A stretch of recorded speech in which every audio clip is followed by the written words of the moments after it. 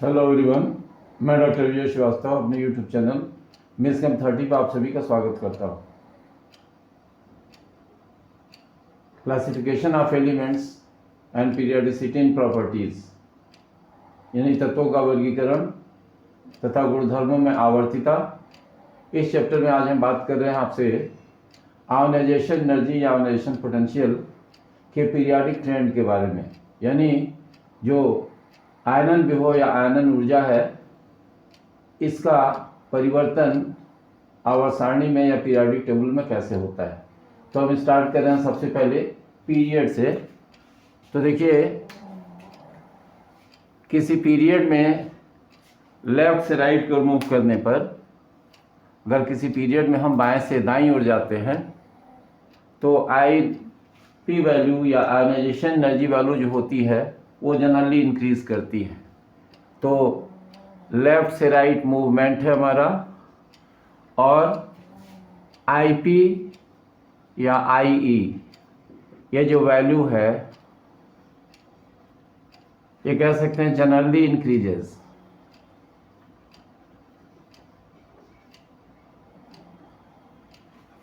सामान्यतः बढ़ती, generally increases मतलब सामान्यतः बढ़ती। अब आपको जानना होगा कि ऐसा क्यों होता है। रीजन अगर आपको बताएं,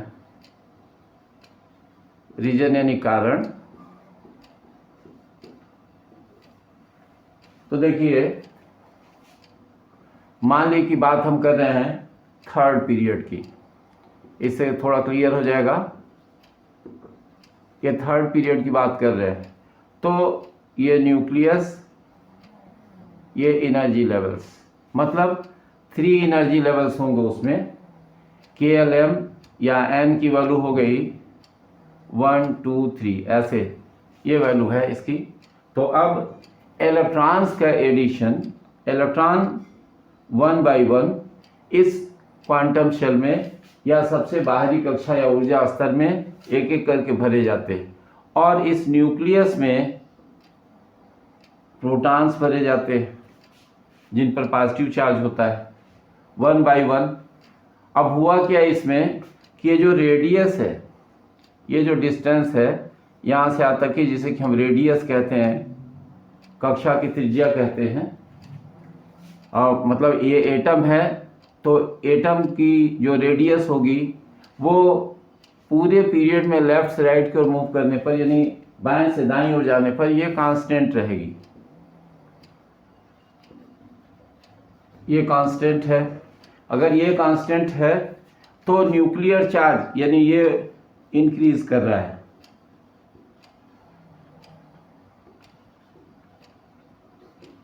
न्यूक्लियर चार्ज यानी नाभिकीय आवेश में वृद्धि हो रही है।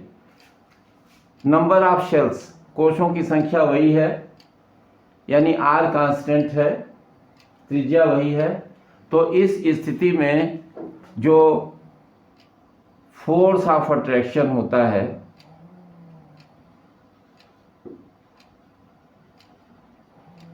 फोर्स ऑफ अट्रैक्शन, ये फोर्स ऑफ अट्रैक्शन इंक्रीज करता है। कैसे इंक्रीज करता है? इसलिए कि Z स्टार मतलब इफेक्टिव न्यूक्लियर चार्ज, प्रभावी नाभिकीय आवेश, इसका मान बढ़ता है। और प्रभावी नाभिकीय आवेश बढ़ेगा तो न्यूक्लियर चार्ज में इंक्रीज होने के कारण जो अट्रैक्शन होगा आउटर इलेक्ट्रॉन पर वो इंक्रीज हो जाएगा। और जब अट्रैक्शन इंक्रीज हो जाएगा तो इलेक्ट्रॉन ज़्यादा टाइटली बाउंड होगा लेफ्ट से राइट की ओर जाने पर, और इलेक्ट्रॉन को ग्रेजुअली रिमूव करने के लिए या क्रमशः लेफ्ट से राइट की ओर जाने पर रिमूव करने के लिए ज़्यादा एनर्जी देनी पड़ेगी, यानी उसकी आईपी वैल्यू या आयोनाइजेशन एनर्जी वैल्यू ज़्यादा होगी। ये जनरल ऑब्जर्वेशन है, सामान्य सी बात है। ये हमने आपको रीज़न बताया कि किसी पीरियड में लेफ्ट से राइट को जाते हैं, इफेक्टिव न्यूक्लियर चार्ज बढ़ता है, रेडियस कांस्टेंट रहती है, और न्यूक्लियर चार्ज में इंक्रीज हो रही है, नंबर ऑफ शेल्स वही रह गई, और इलेक्ट्रॉन जो होते हैं वो सेम क्वांटम शेल में ऐड हो रहे हैं। तो ओवरऑल अट्रैक्शन बढ़ा, और अट्रैक्शन बढ़ा तो इलेक्ट्रॉन को रिमूव करने के लिए ज़्यादा एनर्जी देनी पड़ी। अब इसमें कुछ एक्सेप्शंस है। एक्सेप्शंस देखिए कहाँ है। अगर हम बात करें एक्सेप्शन यानी अपवाद की,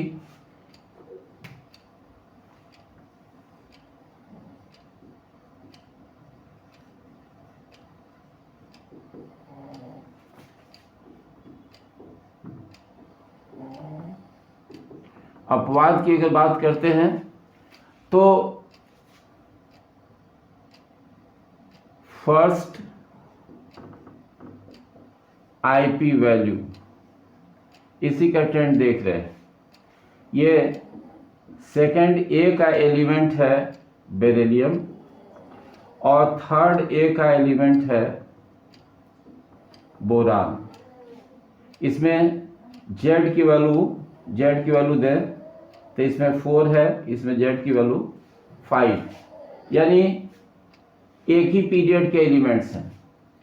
तो ऐसी कंडीशन में देख रहे हैं कि फर्स्ट आईपी वैल्यू जो बेरिलियम की होती है वो ज़्यादा होती है और बोरान की जो होती है वो कम होती है। मतलब ऐसा ट्रेंड हो जाता है आईपी वैल्यू का, फर्स्ट आईपी वैल्यू का। बेरिलियम की आईपी वैल्यू ज़्यादा, बोरान की आईपी वैल्यू कम। जबकि होना क्या चाहिए था? होना चाहिए था, एक्सपेक्टेड था जो कि बेरिलियम की आईपी वैल्यू कम होगी और बोरान की आईपी वैल्यू ज़्यादा होगी, ऐसा होना चाहिए था। लेकिन एक्चुअल ट्रेंड क्या है? ये एक्चुअल जो हमें मिलता है।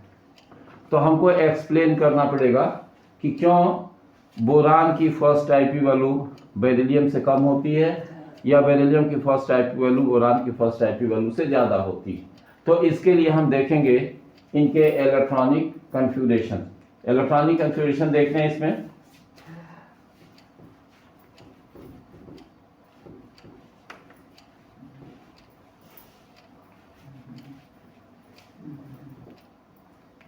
अब देखिए बेरिलियम, यहां देख रहे हैं इन चीजों को। बेरिलियम एटॉमिक नंबर 4, इसमें 1s2 यहां मार्क कर सकते हैं। देखिए ये 2s, इसमें 2 इलेक्ट्रॉन्स, और ये जो कन्फिगरेशन है ये 2p का हुआ, ये एम्प्टी 2p सबशेल में कोई इलेक्ट्रॉन नहीं है। अगर बोरान की बात करें तो बोरान का कन्फिगरेशन हो गया 1s2 2s2 2p में 1 इलेक्ट्रॉन। तो अगर कन्फिगरेशन को कंपेयर करें तो ये जो कन्फिगरेशन है वो हुंड्स रूल के अनुसार ज़्यादा स्टेबल है, मोर स्टेबल। और ये जो होता कह सकते हैं लेस स्टेबल है। रीजन क्या हो गया? रीजन है कि ये कंप्लीटली फील्ड है, ये भी कंप्लीटली फील्ड है। यहां तो सिमिलैरिटी है, लेकिन ये सबशेल एम्प्टी है, इसमें कोई इलेक्ट्रॉन नहीं है। तो एम्प्टी सबशेल भी स्टेबल होगा, और यहां इसमें एक इलेक्ट्रॉन जो होता है वो इससे ज़्यादा है इसके कन्फिगरेशन से। यानी जब ये इलेक्ट्रॉन ऐड हुआ 2p में तो स्टेबिलिटी ओवरऑल सिस्टम की डिक्रीज हो गई। जो निकाय बना उसका स्थायित्व पहले वाले से कम हो गया। तो इसकी कोशिश भी होगी कि ये इस इलेक्ट्रॉन को जल्दी से जल्दी निकाल दे, और निकाल देती है बेरिलियम का कन्फिगरेशन या इससे ज़्यादा स्टेबल कन्फिगरेशन गेन कर ले। इसलिए ये कम ही एनर्जी लेकर के इस इलेक्ट्रॉन को निकाल देता है। जबकि ये स्टेबल कन्फिगरेशन है, इसमें से इलेक्ट्रॉन के रिमूवल के लिए इसके कंपैरिजन में ज़्यादा एनर्जी देनी होगी। इसीलिए कहते हैं कि जो फर्स्ट आईपी वैल्यू ट्रेंड हुआ इसमें बेरिलियम की आईपी वैल्यू बोरान से ज़्यादा हो गई। इसी तरह से इसी बात करें तो कह सकते हैं कि जो ये मैग्नीशियम हो गया और यहाँ एल्युमिनियम हो गया, तो मैग्नीशियम की फर्स्ट आईपी वैल्यू एल्युमिनियम से ज़्यादा होगी, यानी इन जनरल कह सकते हैं कि जो ग्रुप सेकेंड ए के एलिमेंट्स हैं इनकी IP value generally group third A के एलिमेंट से ज़्यादा होती है। रीज़न है कि ग्रुप सेकेंड ए के एलिमेंट्स का जो कॉन्फ़िगरेशन होता है वो ज़्यादा स्टेबल होता है, इलेक्ट्रॉनिक विन्यास ज़्यादा स्थायी होता है और इनका विन्यास हुंसुल के अनुसार कम स्थायी होता है। तो इस आधार पर हम एक्सप्लेन कर रहे हैं कि किसी पीरियड में लेफ्ट से राइट की ओर जाएं तो आईपी वैल्यू जनरली इंक्रीज तो करती है, लेकिन कुछ केसेस में ये एक्सेप्शनल वैल्यूज मिलती हैं। अब एक तो हमने देखा यहाँ पर, इससे थोड़ा और आगे बढ़ते हैं, इसी में हम आते हैं थोड़ा और आगे। ये फोर्थ ए होगा, फिर फिफ्थ ए और फिर सिक्स्थ ए। तो यहाँ देखें ये बोरान है, यहाँ कार्बन, ये नाइट्रोजन और ये ऑक्सीजन। यहाँ आएंगे तो ये एल्युमिनियम है, यहाँ सिलिकॉन हो गया, यहाँ फास्फोरस हो गया, यहाँ सल्फर हो गया। अब एक्सेप्शन हमको इस में भी मिलता है, इस पेयर में भी मिलता है और इस पेयर में भी मिलता है।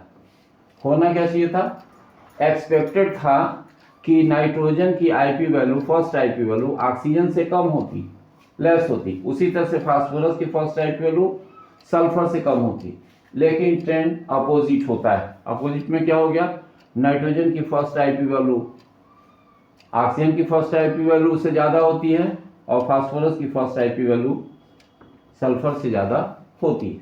तो अगर हम इस एक्सप्लेनेशन को यहाँ देखें, फिर इनके केस में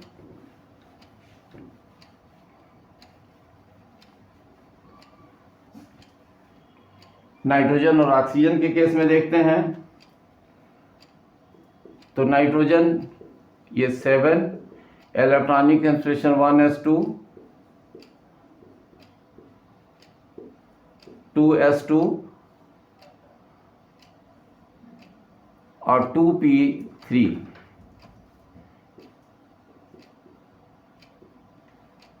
ऑक्सीजन के लिए देखें एटॉमिक नंबर 8, तो 1s2 2s2 और 2p4।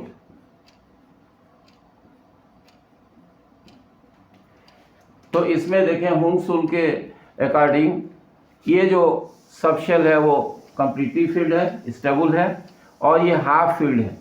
तो उसमें बताया गया कि जब भी सिमेट्रिकल डिस्ट्रीब्यूशन हो इलेक्ट्रॉन का किसी सबशेल में तो ज़्यादा स्टेबल होता है। तो कंप्लीटली फिल्ड और सिमेट्रिकली फिल्ड यानी हाफ फिल्ड, ये जो कॉम्बिनेशन है वो ज़्यादा स्टेबल है। इसे हम एक्स्ट्रा स्टेबल कॉन्फ़िगरेशन कहते हैं, अतिरिक्त स्थायित्व इसका होता है।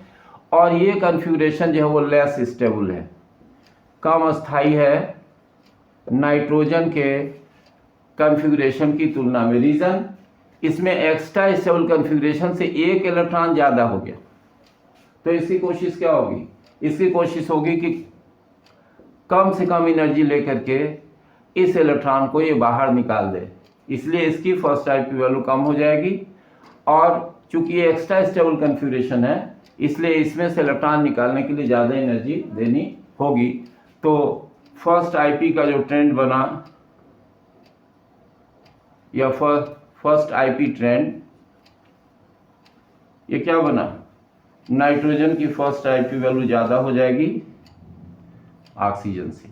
इसी बेसिस पर हम बता सकते हैं कि फास्फोरस की फर्स्ट आईपी वैल्यू जो होगी वो सल्फर से ज़्यादा होगी, क्योंकि similar electronic configuration, valence shell का कन्फिग्रेशन 3s और 3p में ऐसे ही आएगा, और सल्फर में जो होगा ये फास्फोरस में ऐसे ही आएगा, 3s हो जाएगा 3p होगा यहाँ, और जो सल्फर होगा उसमें जो था 3s और 3p में कह सकते हैं कि ये 2 इलेक्ट्रॉन्स तो ये 4 इलेक्ट्रॉन्स, यानी ये कन्फ्यूजन लेस स्टेबल होगा।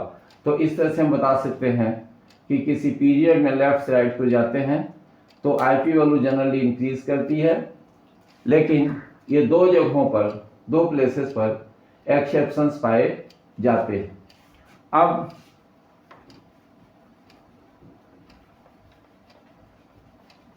बात करें थोड़ा सा हम डी ब्लॉक एलिमेंट्स में, तो डी ब्लॉक एलिमेंट्स के केस में जो रेडियस होती है वो लगभग कांस्टेंट होती है। रीजन, जो न्यूक्लियर चार्ज में इंक्रीज होती है और जो स्क्रीनिंग इफेक्ट में इंक्रीज होती है, दोनों लगभग बराबर होती है, इसलिए ओवरऑल रेडियस जो होती है उसमें कांस्टेंट रहती है।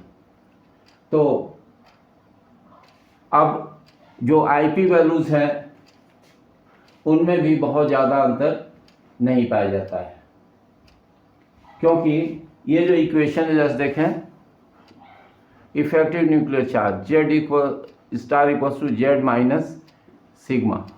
तो अगर एक यूनिट जेड यानी न्यूक्लियर चार्ज में इंक्रीज होता है एक यूनिट का, तो इसमें भी जो इंक्रीज होती है ऑलमोस्ट 1 यूनिट हो जाती है। इसलिए ओवरऑल जेड स्टार की वैल्यू जो होती है वो पूरे ट्रांजिशन सीरीज में लगभग कांस्टेंट होती है। तो आईपी वैल्यूज में भी बहुत ज़्यादा अंतर नहीं होता है। अगर हम थोड़ी सी बात करें एक एक्सेप्शन की, तो ग्रुप 3A, इसका एक एलिमेंट है एल्युमिनियम और उसके नीचे है गैलियम। एल्युमिनियम यानी 13 और गैलियम यानी 31। तो देखा गया कि ग्रुप में अगर हम ऊपर से नीचे की ओर जाए, ऐसे जनरल ट्रेंड जो होगा उसमें जो आई जो होती है ये डिक्रीज करती है, माने आई का ट्रेंड जो होता है वो डिक्रीजिंग होता है। ये ट्रेंड की बात कर रहे हैं, जनरल ट्रेंड। जनरल ट्रेंड में आई वैल्यू जो होती है वो या आईपी वैल्यू जो होती है जनरली डिक्रीज करती है। लेकिन इस केस में देखा जाए तो जो गैलियम की फर्स्ट आईपी वैल्यू होती है वो स्लाइटली ग्रेटर होती है एल्युमिनियम से। ये अप्रॉक्सीमेटली 577 किलो जूल पर मोल होती है, जबकि ये वैल्यू जो होती है 579 किलो जूल पर मोल होती है। लगभग अप्रॉक्सीमेट वैल्यूज आपको बता दें तो थोड़ी सी वैल्यू इसमें ज़्यादा होती है। तो रीज़न ये है कि यहाँ पर गैलियम के केस में जो इफेक्टिव न्यूक्लियर चार्ज होता है वो एल्युमिनियम के कंपैरिजन में थोड़ा ज़्यादा हो जाता है, इसलिए इसकी आईपी वैल्यू स्लाइटली इंक्रीज कर जाती है। ये बताया हमने कि पीरियड में ट्रेंड क्या होता है। अब हम बात करेंगे आपसे ग्रुप में।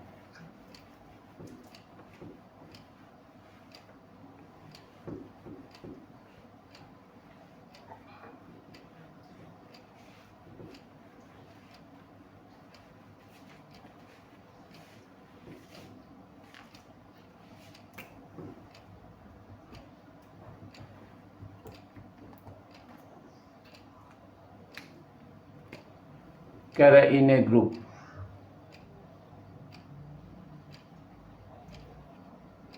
यानी वर्ग में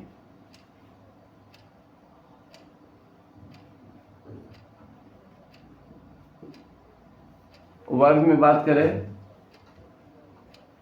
तो कह सकते हैं कि किसी वर्ग में ऊपर से नीचे क्यों जाते हैं, down the group.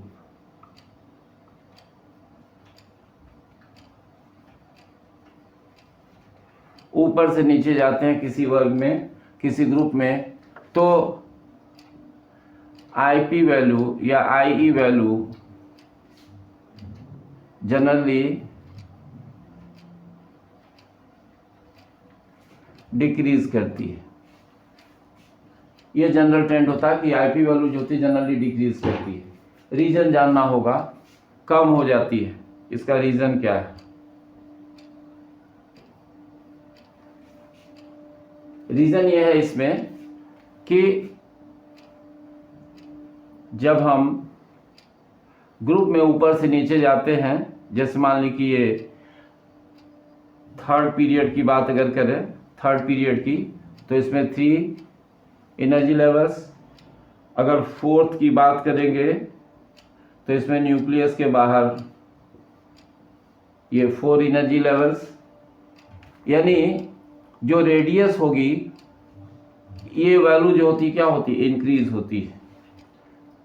Nuclear charge में भी इंक्रीज होती है, ये भी इंक्रीज होता है, लेकिन जो रेडियस में इंक्रीज का जो इफेक्ट होता है वो ज़्यादा इफेक्टिव होता है, ज़्यादा प्रभावी होता है।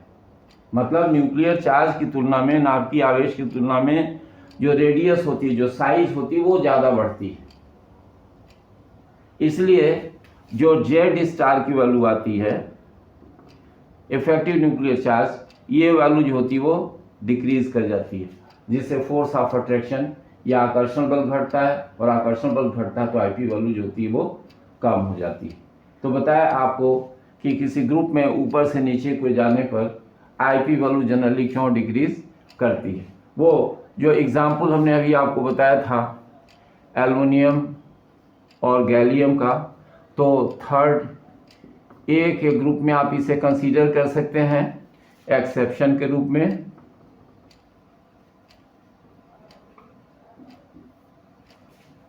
एक्सेप्शन मान सकते हैं। तो ये हमने बताया कि जो आईपी वैल्यू है या आयोनाइजेशन एनर्जी वैल्यू है उसका पीरियड में ट्रेंड क्या होता है। अब हम आपको बताते हैं कि आयोनाइजेशन एनर्जी वैल्यू या आयनन विभव का मान अगर हमको पता है तो क्या क्या हम जान सकते हैं, यानी कहाँ कहाँ अप्लाई कर सकते हैं हम आईपी वैल्यू को। तो देखते हैं एप्लीकेशंस।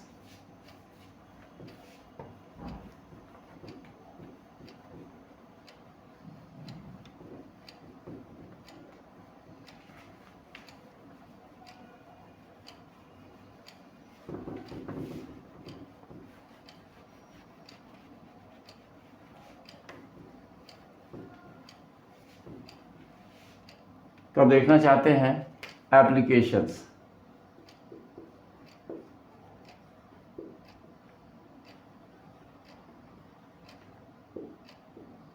यानी इसके अनुप्रयोग क्या क्या हो सकते हैं, कहाँ कहाँ अप्लाई कर सकते हैं।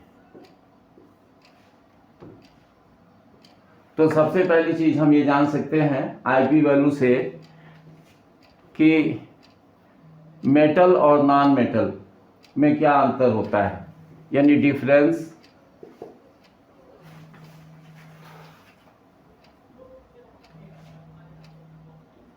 Between metal and non metal.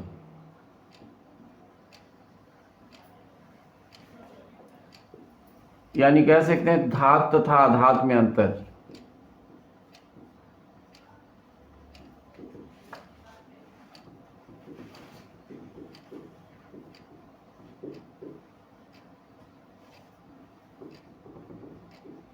ये जान सकते हैं, डिफरेंस जान सकते हैं। जो मेटल्स होते हैं इनकी आईपी वैल्यू जनरली जो होती है वो लो होती है, और नॉन मेटल जो होते हैं उनकी आईपी वैल्यू जनरली हाई होती है। तो इससे जान सकते हैं, पहली बात ये हुई। दूसरी चीज हम जान सकते हैं नेचर ऑफ बॉन्ड।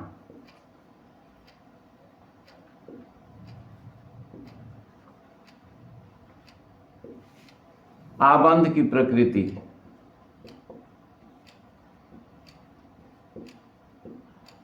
कोई बॉन्ड कोवैलेंट होगा या आयनिक होगा दो एटम्स के बीच में, इसके बारे में जान सकते हैं। तीसरी चीज जो जान सकते हैं कि नेचर ऑफ हाइड्रोक्साइड्स।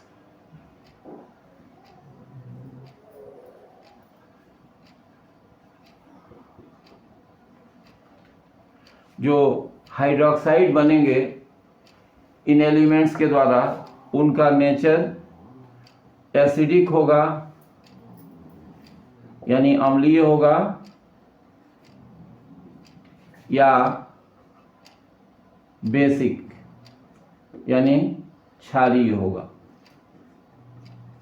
ये जान सकते हैं, एसिडिक होगा या बेसिक होगा। चौथी चीज हम जान सकते हैं इसमें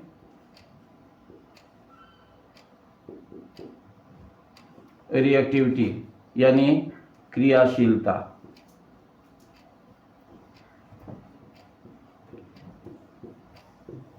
तो लो आईपी वैल्यू है,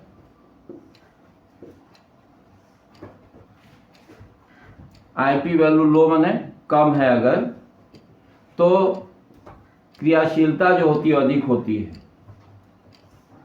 मोर रिएक्टिव, अधिक क्रियाशील।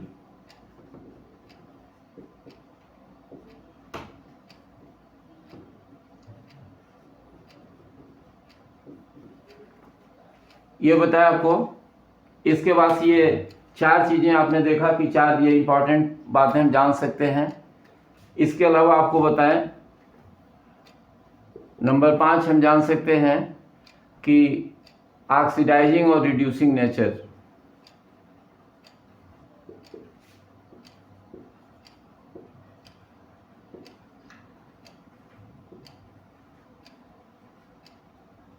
मतलब ऑक्सीकारक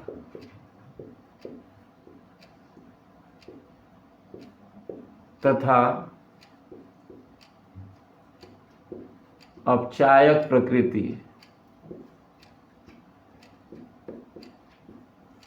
जनरली देखा गया है कि जो रिड्यूसिंग नेचर वाले होते हैं इनकी आईपी वैल्यू लो होती है और इनकी आईपी वैल्यू जो होती है वो जनरली हाई होती है। तो इस तरह जान सकते हैं कि ऑक्सीडाइजिंग और रिड्यूसिंग नेचर क्या होगा, और जान सकते हैं स्टेबिलिटी ऑफ ऑक्सीडेशन स्टेट।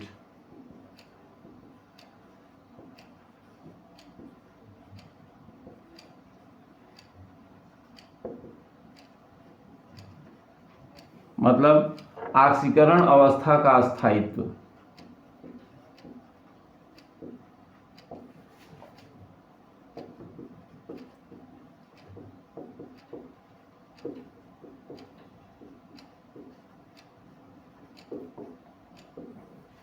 तो इसे हम डिटेल में डिस्कस नहीं कर रहे हैं फिलहाल। इस 6 एप्लीकेशन बताए। तो इस वीडियो लेक्चर में इतना ही। नेक्स्ट वीडियो लेक्चर में हम आपसे बात करेंगे इलेक्ट्रॉन एफिनिटी या इलेक्ट्रॉन बंधुता के बारे में। तो आप वीडियोस देखते रहिए। चैनल को लाइक सब्सक्राइब और शेयर नहीं किया तो लाइक सब्सक्राइब और शेयर कीजिए। व्यूज़ आपके हमारे लिए बहुत इंपॉर्टेंट हैं। व्यूज़ बढ़ाइए, लाइक्स बढ़ाइए, ताकि हम और अच्छी तरीके से आपको चीज़ें बता सकें। और आपके कमेंट्स हमारे लिए बहुत इंपॉर्टेंट हैं। बहुत बहुत धन्यवाद।